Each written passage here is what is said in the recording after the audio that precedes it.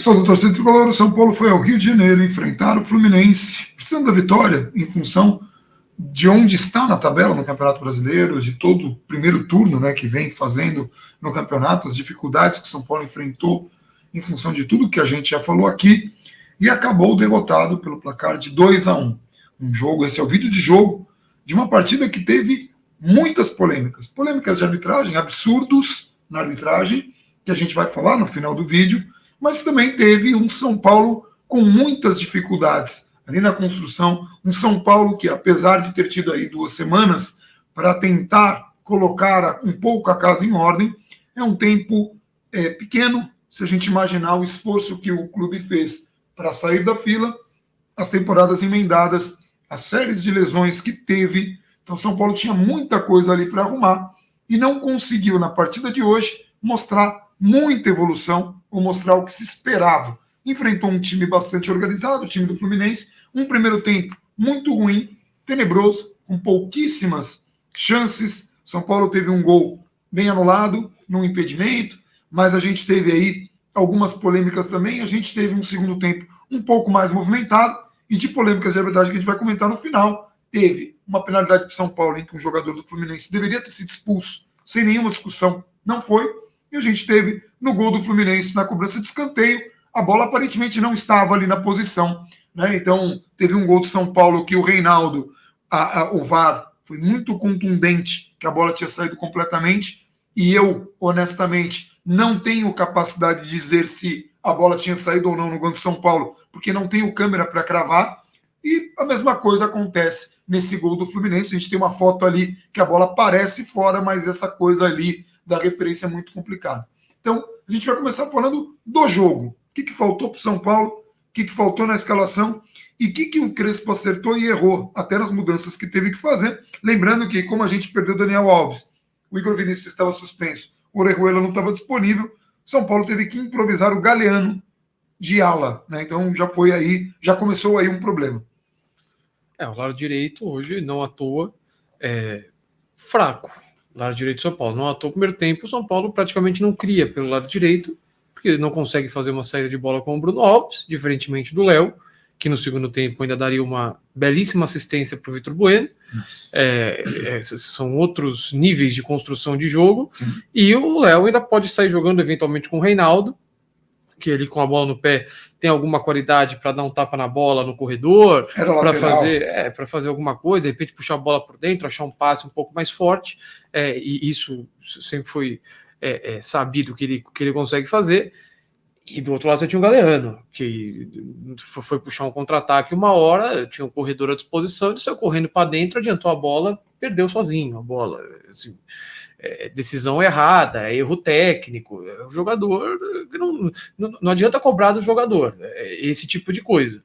É sabido o futebol que ele tem, então não adianta pedir para ele oferecer mais do que isso, não vai oferecer. Então a gente tinha aí um desequilíbrio na escalação. Da escalação em si, eu não entendi Lisieiro fora da escalação, não era um jogador que, pelo menos aparentemente, vinha com problemas físicos. Diferentemente, eu trago isso porque, diferentemente do Rigoni, o Rigoni contra o Juventude sente, é substituído, e durante essas 2 semanas de treino, chegou inclusive a treinar separado. Foi colocado em dúvida, em uma entrevista com o próprio diretor de futebol, Carlos Belmonte, a presença dele no Rio de Janeiro. Ele podia não ter nem ido para lá. Isso chegou a ser questionado. Então, são níveis... Então, poupou o time. Não sei se poupou o time. O Rigoni é sabido que não tem condição. O Wellington é sabido que não tem condição. Por estar voltando de contusão, né? O Wellington ficou praticamente essas 2 semanas todas se recuperando da contusão. Acho que voltou a treinar quinta ou sexta-feira. Então, assim, alguns jogadores não têm condição. Lateral direito, o Igor Vinícius está suspenso. Daniel Alves foi afastado. Orejuela. Então, sobrou o Galeano. Se não fosse o Galeano, era o Rojas. Se não fosse o Rojas, tinha que puxar alguém da base às pressas. Que eu acho. O Rigoni terminou na posição. A gente vai comentar isso também. Às pressas, numa situação um pouco mais ali, numa aposta muito grande, que eu acho que se o Crespo tivesse alguma segurança, ele teria apostado no jogador como apostou no Marquinhos, por exemplo, porque já era uma situação quase que emergencial. Você jogou o Galeano para ala. Então, se ele tivesse uma confiança no Natan, por exemplo, que eu acho que é um menino da base que vai acabar subindo e ocupando essa posição, o Crespo já teria relacionado ele para o jogo no Rio de Janeiro. Teve desde sexta-feira, que aconteceu o negócio do Daniel Alves, né? Então teve desde sexta-feira para pedir o retorno ou a promoção do jogador, treinar com ele no sábado, viajar. Pouquíssimo tempo. Então, assim, mas, assim, teve tempo. Não foi que o cara foi afastado, pô, São Paulo já estava no Rio, afastou o lateral direito. Não. Dava tempo de, beleza, então na sexta-feira eu fui comunicado, chama aquele menino lá, eu conheço, eu vou dar uma oportunidade para ele. O Crespo aparentemente ou não se sentiu confortável de chamar ele com pouco tempo, ou ainda não acha que ele está pronto. De novo, eu acho que será o Natan o lateral a ser apostado. Então, assim, de todas as opções, a gente tem algumas que são por limitação, outras que são por uma parte física ainda em processo de recuperação, e a do Liseiro, eu confesso, essa sim eu confesso que eu não entendi. Uma outra, e aí e o Liseiro não entrou na partida, a gente ainda tinha Sim. alguma esperança que ele entrasse no segundo tempo, não entrou mesmo, ficou fora da partida. E aí você tinha um Nestor, que hoje está envolvido ali no primeiro gol do Fluminense, dá uma belíssima enfiada de bola no gol de empate do São Paulo, mas que vinha crescendo. Aliás, que enfiada de bola. Mas que vinha crescendo. Sim. E poderia ter ganhado a oportunidade hoje, de repente, no lugar do Igor Gomes, o Crespo acho que tentou um time com um pouco mais físico, de repente preocupado com o Danilo Barcelos pela lateral, aí teria que entender qual que é a função. O Gabriel Neves também chegou durante essas 2 semanas, era natural que não começasse jogando, entrou no segundo tempo, jogou abaixo do que é esperado que ele entregue, o que é totalmente normal por ter chegado agora, e no contexto do jogo que ele teve inserido um jogo muito ruim. Então, assim, em relação ao São Paulo, coletivamente falando, a parte física me parece que houve uma melhora muito clara. O São Paulo, dessa vez, durante os 90 minutos, jogou, teve um nível conseguiu mais homogêneo. Conseguiu empurrar o Fluminense para trás quando ficou atrás do placar, teve chances de empatar o jogo, e aí perde por erro técnico do Vitor Bueno, falando da mais clara, além da questão da arbitragem que a gente fala depois. Mas essa parte física, ela era a primeira que mais me incomodava para o jogo de hoje, especificamente falando, para o jogo de hoje, porque a parte física, ela não é tão subjetiva assim. Ou você está bem fisicamente, ou você está mal. A parte técnica, vai ter um dia que você vai estar melhor que o outro. Sim. A parte tática, vai ter um dia que você vai ficar mais preso no adversário que hoje. Hoje, por exemplo, o Miranda fez uma partida muito ruim. Muito ruim. Não é o normal, mas eu tenho dificuldade de lembrar das partidas ruins que o Miranda fez desde, sei lá, abril ou maio. São pouquíssimas. O normal é ele ser um dos melhores do São Paulo do jogo. Hoje ele teve muito abaixo. Então, assim, a parte técnica, vai ter dia que você vai estar melhor e vai ter dia que você vai estar pior. A parte física, não. A parte física, ou você entrega ou você não entrega. Sim. Ou o cara tá pregado, ou o cara não tá pregado, ou o cara corre até o fim ou ele não corre até o fim. Hoje me pareceu que houve uma melhora técnica. Para a sequência do São Paulo, e aí passa quarta-feira contra o Fortaleza. Jogo dificílimo. É um jogo apesar do Fortaleza estar 5 jogos sem vencer, mesmo assim, perdeu a partida, é um time muito organizado, é um time que teve um calendário menos agressivo, teve mais tempo para descanso, tem um técnico muito competente que conseguiu organizar muito rápido o seu time e teve mais tempo para treinar do que teve o Crespo, mesmo o Crespo estando mais tempo. Jogo difícil. Depois tem o Atlético Goianiense, que conseguiu arrancar um empate ali com muita dificuldade contra um rival bastante reforçado, que também está apresentando muita evolução e que está muito acima do São Paulo na tabela hoje. São Paulo, se tivesse vencido o Fluminense, teve oportunidade para isso, estaria muito próximo do rival. Mas não, está longe. São Paulo está mais próximo do descenso e não tem elenco para isso. O elenco de São Paulo não é para disputar na parte de baixo, é para disputar as vagas diretas de Libertadores. Mas a realidade é outra, em função de tudo que aconteceu. Mas aí vai enfrentar esse Atlético Goianiense e tem uma sequência a partir daí que vai passar pelo jogo de quarta-feira. Porque se acontece uma coisa que é a não classificação, tem a ressaca, tem a pressão e tem toda uma série de coisas que vão ali atrapalhar o ambiente, questionamentos, enfim, coisas normais que eu só estou colocando aqui porque elas têm que ser contextualizadas. Por outro lado, também, se acontece a classificação, a empolgação também Enfim, o jogo de quarta-feira é muito importante. Eu trouxe a questão da sequência, passando por Fortaleza, Atlético Goianiense, enfim, a partir de agora, porque numa sequência de jogos, eu falei que o Miranda faz um jogo ruim, não é o normal do Miranda. Sim. O São Paulo não está imune a fazer um jogo ruim eventualmente. Hoje foi um dessas partidas, principalmente no primeiro tempo e tudo mais. Agora, se for mal contra o Fortaleza, for mal contra o Atlético Goianiense, for mal, aí faz um jogo bem, aí volta mal, e o padrão deste retorno for abaixo, aí é um outro tipo de cobrança e aí já muito mais direcionado ao treinador, ao Crespo. Sim. Um jogo, tudo bem, vai lá, acontece. O Fluminense, inclusive, vem numa ótima fase, vem com jogadores tecnicamente numa crescente muito boa. O Marcão disputou 12 e ganhou 10 em 12 pontos, é isso? Dos últimos 12 ganhou 10, o Fluminense. É bastante coisa. Então, assim, e vem numa recuperação, houve uma mudança, vem com jogadores crescendo, como a gente falou aqui, no pré-jogo, o segundo gol do Fluminense é uma jogada característica do Fluminense. Que a gente falou no pré-jogo do risco. Sim, até brincamos aqui, botamos o mouse aqui no campinho da escalação do Twitter do Fluminense, falando, acontece o seguinte, o Fred puxa, os pontas avançam, tem enfiada de bola, é jogada característica do Fluminense. Acontece, a jogada deles entrou, a nossa, o zagueiro travou. Foi um contra-ataque, hein? A gente perde uma bola na esquerda, daí o Fred tem toda aquela leitura, o Miranda percebe, mas a hora que o cara lança a bola... o Miranda foi mal no lance. Foi mal. Tinha que ter matado, tinha que ter matado o lance ali. Até numa questão de corpo, o Miranda costuma ir bem nessa questão de corpo. Foi mal na leitura, braço, foi mal na corrida, enfim. Foi mal. E nesse gol específico, o Thiago Volpe, que é muito criticado pela torcida, no primeiro gol, só falando porque isso é muito importante, a bola na pequena área é do goleiro, nem sempre. Isso é um mito igual, tocou na bola no goleiro na pequena área, falta. Não é. Nem sempre bola na pequena área é o goleiro. Quando tem muito tráfego ali, às vezes o goleiro vai esperar isso, qualquer goleiro. De Gea, Ter Stegen, estou falando dos melhores goleiros do mundo. Zete, Rogério Ceni, Cássio, que tomou um gol hoje do Atlético Goianiense. Qualquer goleiro vai tomar um gol ali na pequena área. O segundo gol que o São Paulo toma, o Volpe, ele toma o gol no canto dele. E aí é mais para cobrar o goleiro mesmo, não é para tomar gol no canto dele. Ele espera o chute cruzado, o jogador estava ali em vantagem para chegar, mas ele deixa o canto e toma o gol no canto, e não se deve tomar gol no canto, é criticado. Não é frango, não é falha, não é o pior goleiro do mundo, não é braço de jacaré, mas é falha e tem que ser cobrado, porque é um goleiro que tem nível para não tomar um gol desse. E o que o São Paulo investiu é para que não tome. Tá? Mas quem foi mais mal? Não, eu não vou entrar nesse mérito, mas assim, eu entendo o posicionamento dele no segundo gol. Mas eu não vou entrar nesse mérito. Então, era mais provável. Então, era mais provável o chute cruzado. Mas eu entendo quem cobre quando o goleiro toma o gol no canto dele. Era uma bola muito no canto, era uma bola difícil.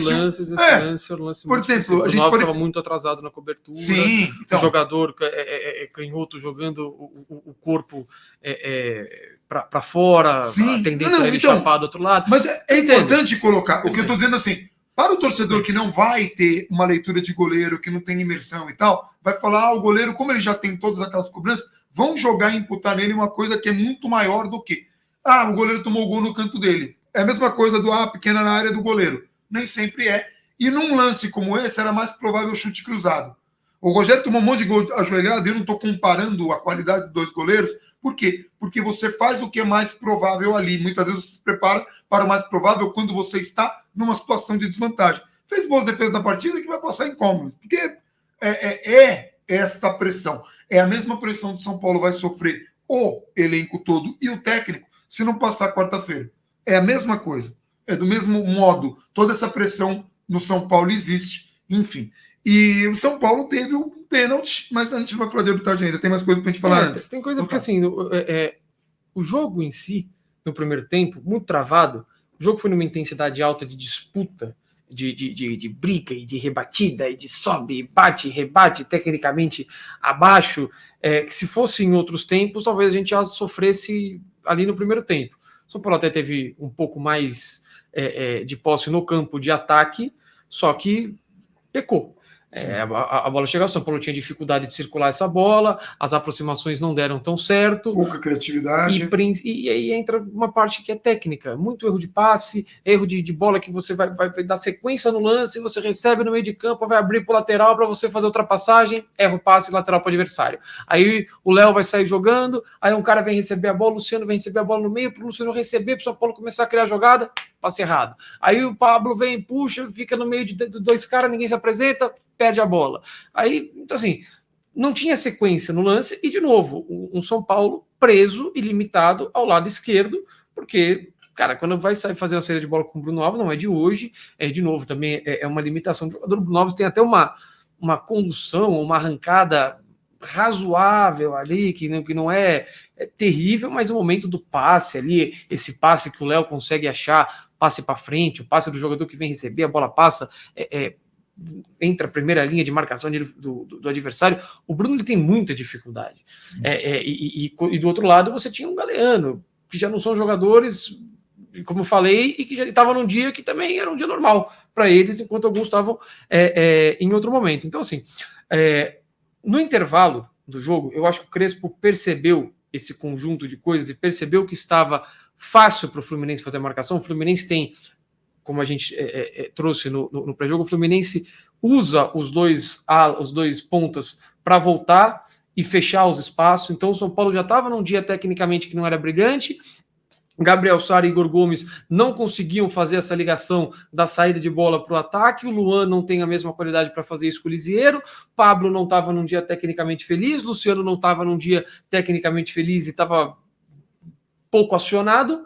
Ele faz 3 alterações, ele tenta mudar isso, ele tira 2 meias, que não conseguiram fazer essa jogada, o Igor até teve um problema ali no queixo, então era esperado que saísse, coloca o Nestor, que vinha bem, traz um pouco mais de qualidade, perde um pouco mais poder de marcação, promove a estreia do Gabriel Neves, que também traz essa bola longa, que hoje não foi tão acionada, mas dá essa opção, e substitui o homem mais avançado. Bota o Vitor Bueno, é mais parecido que o Pablo, em termos de características, por isso coloca o Vitor Bueno, provavelmente não, né? Certamente não sentiu o Rigoni apto a jogar 45 minutos, se pudesse jogar 45 minutos, certamente teria ido de Rigoni, não faz o menor sentido. E não na ala, mas no ataque. Sim, se ele pudesse jogar 45 minutos, ele tirava o Pablo, colocava o Rigoni e pronto, e aí se mais para frente ele quisesse tirar o Galeano para dar mais ofensividade, aí ele pegaria o cara que já está em campo, passaria para ponto e colocaria um outro atacante. Não foi o que ele fez. O São Paulo até melhora, mas fica muito exposto. Você perdeu boa parte do combate, e o contra-ataque que o São Paulo toma o segundo gol, para mim, é um exemplo disso.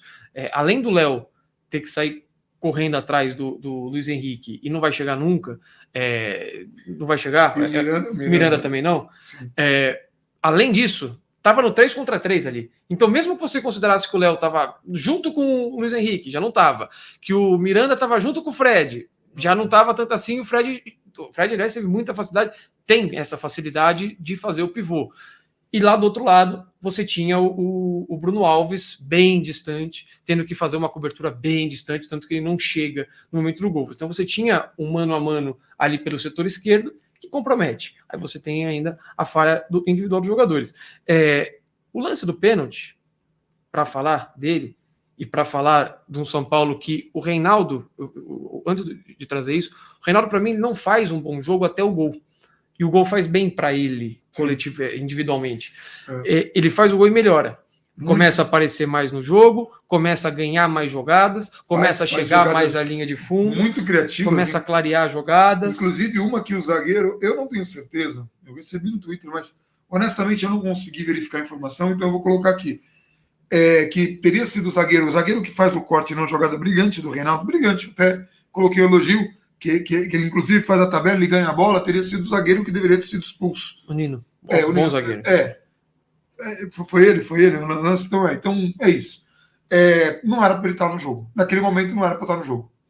Mas estava e foi brilhante, fez a cobertura correta. O Reinaldo estava muito inteiro na jogada, fez uma jogada muito boa, muito rápida. Ao contrário, por exemplo, só para comparar o que o Gabriel falou. Esse lance, o Reinaldo foi rápido, foi inteligente, foi sagaz, teve ali muita agilidade para fazer a jogada. No gol polêmico que o São Paulo teve anulado, em que ele teria já cruzado a bola já teria saído. Eu não tenho como cravar isso, mas é possível. Então não vou falar nem que foi nem que não foi. Eu não tenho ângulo para falar. Para minha impressão, a bola poderia estar em cima da linha, mas também é possível que não estivesse. O Reinaldo parece correr com o freio de mão puxado. Corre errado, corre lento, parece não acreditar, e ainda assim faz um belo cruzamento. Mas ele demora, ele teria condições de ser mais rápido se ele tivesse, enfim, como ele esteve no segundo tempo. Só que aí tinha um zagueiro que não tinha que estar lá. E aí, assim, em termos de mecanismo, você cita o gol anulado do São Paulo, né? Por impedimento do Luciano logo no começo do jogo. Que não era pro árbitro ter apitado, mas assim, o Bandeira identificou que o impedimento era claro e levantou na hora. O juiz espera, porque se o Bandeira levantou... A bola estava entrando quando apitou. Ele espera justamente porque era um lance terminal ali. Não é que a bola está indo para a linha de fundo, não sei o que, não. A bola está entrando. Se a bola está entrando, você espera 2 segundos e apita, porque se o Bandeira levantou por engano... você pode corrigir no VAR. Aliás, foi o jogo do Fluminense, se não me engano. O Juventude tem um gol anulado bizarro. O Weber Roberto Lopes, né? Não dá para esperar também. Mas o Juventude tem um gol anulado porque o Weber Roberto Lopes apita antes. Sim. Aí você pega o lance, não tem falta, não tem nada. Fica um negócio ridículo. E você não pode mais dar o gol porque você apitou antes. Então, assim, vai falar parei no lance. Então, não. É regra. Você não pode... Sim, mas é por causa disso. É um problema. O árbitro apitou, todo mundo para, acabou, fim. Então, mas a gente tem esse movimento do Luciano, que é muito característico, o São Paulo ganha muito com isso, e talvez seja uma opção importante, porque a gente vai ter Luciano, Calleri e Rigoni, talvez dê para jogar os 3, eu acho um pouco difícil, se for para acontecer, um deles vai ter que se sacrificar, pelo menos um deles vai ter que se sacrificar na marcação, quando o São Paulo não tiver a bola, mas você tem esse movimento do Luciano que é muito importante. Então tem esse gol anulado, tem o pênalti que ele sofre, que é um lance muito parecido. A enfiada de bola no lance do gol anulado é do Luan, a outra foi do Nestor, que já era o pênalti. A gente pode ficar aqui citando... O Nestor foi brilhante. Foi incrível. Brilhante. Mas a gente pode ficar aqui citando várias vezes em que o Luciano tem esse movimento de infiltração que é muito importante, o gol contra o Flamengo na Copa do Brasil. Enfim, o Luciano tem essa característica e é importante. Esse movimento em que o São Paulo está com o centroavante lá, ou com o zagueiro numa bola parada, ou com um lateral que estava avançado, um meia, e você tem um cara que está fora da área, na hora que vai ter esse lançamento, ele infiltra. E ele, em teoria, vai ter vantagem com uma bola viajando. Então o Luciano ele tem essa leitura muito boa. Aliás, o seu gol contra o Flamengo são 2. Se você pegar aquele 3-0 contra o Flamengo, os 2 gols dele têm essa característica. Ele tem essa característica de vir de trás. Então é algo que o São Paulo pode ganhar. E aí a gente fala do momento do pênalti. Aliás, só uma comparação, né? Depois o Crespo tenta o Rigoni no lugar do Galeano para ganhar força por aquele lado. Sim. E o São Paulo passa a jogar por ali. Sim. Porque o São Paulo passou a ter... Não tinha lado direito. O São Paulo passou a ter qualidade direito por ali. Exato. E quando entra... E aí depois entra o Benítez, e é mais uma partida que você olha e você espera alguma coisa deles. Você fala, pô, tem uma qualidade técnica aqui. Entrou no segundo tempo, o Benítez ficou treinando, tá? Ele abriu mão de folga, de tudo, ficou treinando. Acho elogiável isso. Ele tem problemas mesmo com essa parte física, é um problema para ele, mas o cara entra no segundo tempo e em teoria, mais descansado e não corresponde. Se a gente lembrar do jogo passado, ele jogou 80 minutos contra o Juventude. Ele terminou... E o nível de atuação foi o mesmo. E você espera, principalmente porque assim, já era um momento em que o Fluminense estava retraído, fechando espaços, tentando uma ou outra escapada, já com Bobadilha em campo para segurar a bola, grandão, para fazer a função que faz o Fred, podia ser o Abel Hernandes, enfim, essa característica do jogo, o São Paulo tentando pressionar, então assim, era o momento ou do passe, ou do cruzamento, ou do lançamento, ou de uma finalização, assim... Sai o Daniel Alves da batida de escanteio, que bom, porque já é sabido que a batida de escanteio dele não é boa. Aí vai Benítez, aí ele bate uma na rasteira, a outra ele joga na mão do goleiro, ou seja, continuou a mesma batida. Aí tem um lance que tá o time inteiro na área, ele pega a bola na ponta da área, na mão do goleiro, aí passe errado, aí então, assim, você espera alguma coisa e novamente alguma coisa não acontece. Ele continua vivendo de jogo contra o Racing, jogo contra o Mirassol. Eu ia ver aqui. O Mirassol está brigando para não cair para a Série D. no Campeonato Brasileiro. Essa é a briga do Mirassol. Tinha até um jogo hoje, confronto direto contra o Paraná, se não me engano. Aí a gente fica, o confronto com o Mirassol, aí não sei o quê. Eu acho muito pouco. E lembra que ele custa muito, porque ele é pouco combativo. Isso tem que falar do Benítez. Mas é craque, mas é pouco combativo. Não é craque. Não, tudo bem. Não é. Mas, cuidado com as palavras. Não é. Peraí. Ele é bom jogador, tecnicamente. Mas no imaginário do torcedor... Mas não dá para ficar fora do imaginário. Mas é importante. Porque ele não está correspondendo a esse imaginário. Então, assim, ele não é o craque que se pensa que é, mas é um jogador tecnicamente muito bom. E é importante falar dele, porque muita gente tem isso, que não, ele vai entrar, e quando ele entrar... vai resolver. E ele entra e ele não resolve. Assim, outros jogadores são cobrados igualmente, alguns que jogam mais tempo, outros jogam menos tempo, do que se espera do cara. Sim. Às vezes até garotos. Sim. A gente cobra de um garoto o que a gente cobra mais de um garoto que são coletivamente muito mais úteis, que fazem o time girar com mais, que permitem o Rigoni ser decisivo. E aí a gente coloca todo esse endeusamento num jogador que não corresponde, por quê? Sei lá, porque o cara tem carisma. Isso acontece. Aqui o canal a gente sempre apanha porque a gente tem que desmistificar essas coisas. E não é por simpatia ou antipatia por ninguém. A nossa simpatia é pelo São Paulo. A nossa antipatia é por rivais. O resto é análise. Se a gente gosta ou não gosta de um jogador, a gente deixa claro. Eu gosto desse perfil, não gosto daquele. Mas na hora de analisar, isso não conta. A gente não vai criticar o Arboleda porque ele tem uma atitude que a gente não acha admissível. A gente não vai contaminar a análise de quando ele está jogando com antipatia ou simpatia. Infelizmente, torcida faz isso. Infelizmente, influenciador faz isso. Ok, normal. Mas aqui a gente não vai fazer. Então, assim, o Benítez não está entregando isso.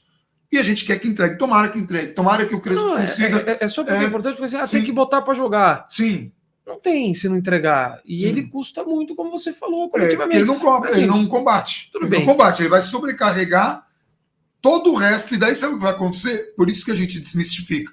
Quando você tem um Benítez em campo, vai sobrar ali ou para um Sara, ou vai sobrar para um Lisieiro, ou vai sobrar para um Igor Gomes, você vai ter que se desgastar vai mais. Na defesa. E aí esses caras vão ser cobrados e o Benítez não. Por quê? Porque o Benítez é craque. Eu vou até pegar um lance, o Rigoni, excelente. Entrou, já deu uma outra movimentação. Já concluiu 2 bolas pro gol. E sim, o Rigoni é um dos principais atacantes que a gente tem hoje, até porque o Caleri ainda não estreou no Campeonato Brasileiro. Esperamos que o Caleri consiga fazer muita coisa. O Rigoni é o principal. Mas as duas conclusões que ele teve pro gol, uma foi uma falta que ele chutou no gol com pouquíssima chance. Mas o goleiro fez uma grande defesa, mas não, ali ele chutou em cima do goleiro. E a outra ele erra o chute, mas seria um belíssimo gol. Sim. Mas assim, nesta cobrança de falta, antes da cobrança acontecer, o Gabriel até falou, essa bola não é para bater direto pro gol. Porque essa bola vai conseguir você fazer o gol se tiver algum desvio, alguma coisa. De repente é melhor cruzar, até porque tinha muita gente ali. Porque a barreira sim, fica numa linha que tira impedimento, você consegue ir todo mundo. Exato, e você, num chute direto, você está dando toda a condição para o goleiro, porque você não tem outro ângulo, senão o lugar que ele chutou. Agora, podia ter entrado, podia, não é isso que estamos questionando. O que a gente está falando é analisar o que aconteceu no jogo. E é uma pena ter que colocar o Rigoni de ala. É uma pena. Talvez. Desperdício, né? É um desperdício, exato. Talvez sendo o jogador mais decisivo do São Paulo, de estar jogando. Eu não sei se ele conseguiria fazer o pivô, porque o pivô do Vitor Bueno até foi bom. Uma jogada que começa com o Léo muito bem, faz isso muito bem, faz a invés de bola no Vitor Bueno faz um bom pivô, gira, sai na cara do gol, tem a percepção que estava sossegado e que poderia levantar a cabeça e não precisava chutar correndo, ele podia, calma, deixa eu ajeitar meu corpo aqui para chutar com calma. Ele olha o goleiro e dá para um cara em cima do goleiro. Não sei se ele conseguiu processar, apareceu. Não sei se ele conseguiu processar. Eu sei que ele fez. Eu sei que ele levanta a cabeça e levanta, mas. Todo o movimento ele fez correto. Ele olha para o goleiro. Aí ele vai e chuta o goleiro. Essa bola, ele poderia, inclusive, se ele tivesse levantado a cabeça. Não. Entra o goleiro à trave. Não era pancar, fechar o olho, era uma bola, ou ele bate cruzado, não precisa botar força, é cruzado, ou se ele olha o goleiro tá mais próximo do meio do gol, esperando uma finalização cruzada, chuta no canto. Sério. Ele não tem uma esquerda cega, digamos assim, não sabe o que fazer. Ele consegue chutar razoavelmente bem e forte com as duas pernas. Para só servir. Para dar um tapa para dentro do gol. Ele quis, sei lá, porque várias vezes ele chutou mas, assim, fraco e tal, sei lá. Isso é uma questão relativa ao jogo em si, a atuação ruim do São Paulo, acho que está coberta, parte técnica, o quanto não fomos bem tecnicamente, o quanto o Fluminense tem uma jogada característica, consegue aplicar, faz um gol, e o São Paulo, mais uma vez, sofre gol de bola parada, de novo, por cima, uma bola em que, mais grave do que tudo, o jogador bate um escanteio e essa bola vai ser disputada na altura da cintura. A bola bate na cintura do Nestor. Não dá para o jogador bater um escanteio, a bola viaja e bate na cintura do jogador. Não dá. Alguém tem que tirar de cabeça aquela bola. Isso é fato. Isso não dá para a bola viajar. Não, a bola vai cair. Aí o Miranda não conseguiu chegar, o Nestor não conseguiu chegar, o Bruno Alves se deslocou do Nino, que faz o gol. Então é um problema. E no lance do pênalti, excelente visão do Nestor, como a gente já conhece. Movimentação característica do Luciano, genial, como a gente já conhece. A bola do Nestor foi genial. Que bom. E o lance do pênalti, assim, eu nem vou me estender. Foi a primeira bola genial dele. Não, eu nem vou me estender tanto.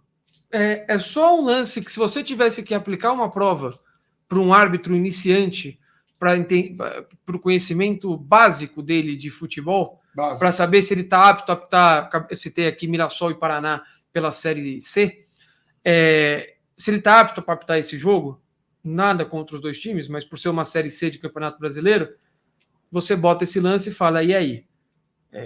Qual é a decisão? E se ele falar amarelo, é um cara que não está apto a isso. Reprovado. E se o VAR não chama, ele está reprovado vezes 2, porque ele tem um vídeo para ver, o que é pior. Assim, Não, e é pior ainda. Só para complementar, porque não é que não pode existir pênalti e vermelho. Se o jogador disputar a bola e não alcançar a bola e cometer a falta, aí não pode existir pênalti e vermelho. O Luciano vai fazer o gol. A bola está descolada do Luciano. A bola está lá na frente. Ele só vai dar 2 passinhos e empurrar ela para dentro com o pé direito. O gol está aberto, o jogador está debaixo da trave. O cara dá, o Nino, uma joelhada ou uma canelada, sei lá o quê, na altura do joelho do jogador, da coxa. Sim. A bola está lá no chão, longe. Não tem bola ali, ele não vai chegar e ele nitidamente vai de encontro ao Luciano. Não é o Luciano que muda a direção do nada, joga o corpo, já tá caindo. Nada disso. O cara vai fazer o gol. Vermelho. Ponto. Eu nem vou me estender nisso. Não. Então por que eu tô falando que é mais grave? Eu até na linha de passe estava falando assim, jogador de futebol tem que conhecer a regra. Tem. O Luciano conhece a regra. Ele chegou para o árbitro e falou, não houve disputa. Essa frase que o Luciano fala é de alguém que leu a regra e sabe o que a regra diz. Não houve disputa, é vermelho. E o árbitro fala, leia a regra. Quem tem que ler a regra é o árbitro. Quem tem que ler a regra é o VAR. Aliás, a arbitragem... Quem leu a regra foi o Luciano. A arbitragem ridícula que marcou faltas, marcou faltas em lances que o jogador que tomou a falta não estava pedindo. Isso aconteceu mais de uma vez. Que apitou a falta num lance que acontece para um lado e para o outro um lance idêntico não marca, que aplicou uma série de cartões amarelos e o vermelho, que era muito mais contundente do que os amarelos, tem um que o Gabriel Neves toma, tem um que o Rigoni toma, que eles nem sequer entendem por que tomaram o cartão. Como assim eu tomei o cartão? Tomou o cartão. E o vermelho que era para tomar, o árbitro não teve coragem, não teve peito, não teve conhecimento, não sei. Não sei o que aconteceu. E o VAR... escandalosamente não. O VAR, que às vezes interfere em lances estúpidos, que não tem nada que interferir, num lance que é um erro crasso, absurdo e patético, e a gente não está falando que foi isso que definiu, mas veja, nós temos o lance do escanteio, que é questionável, do escanteio que gera o gol, que podia não estar. Se está fora do quarto de círculo, o VAR tem que ser acionado. O VAR tem que ser acionado. Nós temos o lance do Reinaldo, que nenhuma câmera, o cruzamento no gol de São Paulo, nenhuma câmera dá ali uma prova definitiva de que a bola não estivesse... Tudo bem, você não tem prova definitiva, fica a decisão de pelo menos isso. Mas nem essa discussão aconteceu. Colocaram lá uma imagem que não tinha nenhuma contundência. Se o VAR chega e fala, olha, a gente não tem uma imagem clara, fica a decisão de campo, era uma outra situação. Aí a gente tem uma expulsão que não foi efetivada. A gente tem uma série de cartões e faltas invertidas. A gente tem um lance que o Reinaldo chega ali para a jogada e o zagueiro que não deveria estar lá, ele consegue cortar a bola. Claro que a arbitragem atrapalhou. Claro que São Paulo teria tido, mas a gente sabe que a arbitragem são duas no questões, Brasil são assim, ridículas. É o jogo em si e a arbitragem. Sim. E aí, para finalizar, duas coisas. A primeira delas, impressionante o nível de arbitragem contra o São Paulo, mais um Campeonato Brasileiro. Impressionante. Impressionante. O São Paulo, a gente falou aqui, ele poderia, mesmo jogando o nível que jogou, baixíssimo até aqui, o nível do São Paulo no Campeonato Brasileiro mesmo assim, ele poderia estar com uma pontuação maior, por uma questão de arbitragem. Em alguns jogos em que ele não foi bem, como hoje, ele poderia sair com um resultado melhor, porque você não vai jogar bem sempre. Sim. Menos ainda com o contexto que o São Paulo teve, não vamos entrar nisso de novo. Aquela frase do Rogério Ceni, a gente já tá uma desgraça, ele falou outra palavra, e ainda vem a arbitragem e faz uma parada dessas. Aí fica mais difícil. São Paulo poderia ter pontos a mais no campeonato. Esse é o ponto. Só que agora, é o seguinte, não tem. Aí, beleza. Poderia ter? Poderia. Não tem. E a gente tem um primeiro turno, em termos de futebol, muito ruim. O São Paulo chegou hoje ao 19º jogo, ter um turno aí pela frente para fazer, em vez de ser um jogo contra o América e um jogo contra o Fluminense, são 2 jogos contra o América e mais nenhum contra o Fluminense, por causa do jogo atrasado contra o América. O São Paulo tem que, pensando em Libertadores, pensando que vai ter G8, G9, G35, pensando nisso. O São Paulo é uma questão muito difícil porque você tem que correr atrás de um turno inteiro. E hoje, especificamente, hoje não entra na conta, porque o São Paulo teve essas 2 semanas, mas até o jogo contra o Juventude é um time que, na maioria, se não todos os jogos, era competitivo por 50, 60, estourando assim 70 minutos. Competitivo, falando de competitivo. Pode tomar gol, pode fazer gol. Aí é do jogo, é do futebol. Estou falando de você ser competitivo. Hoje foi. Durante os 90 minutos, como a gente falou no começo do vídeo. É muito difícil você correr atrás de um turno do Campeonato Brasileiro. Você tem um turno que você deixou para trás e você fez uma pontuação absurda. Horrível. 22 pontos em 19 jogos. Tenebroso. O pior começo do São Paulo em uma competição oficial na história. Demorou 10 jogos para fazer a sua primeira vitória. Então, não adianta você resumir agora tudo, olhar e falar, São Paulo ficou 2 semanas parado. Devia hoje voltar. Primeiro que não é mágica. Segundo que você tem que se recuperar de um turno inteiro.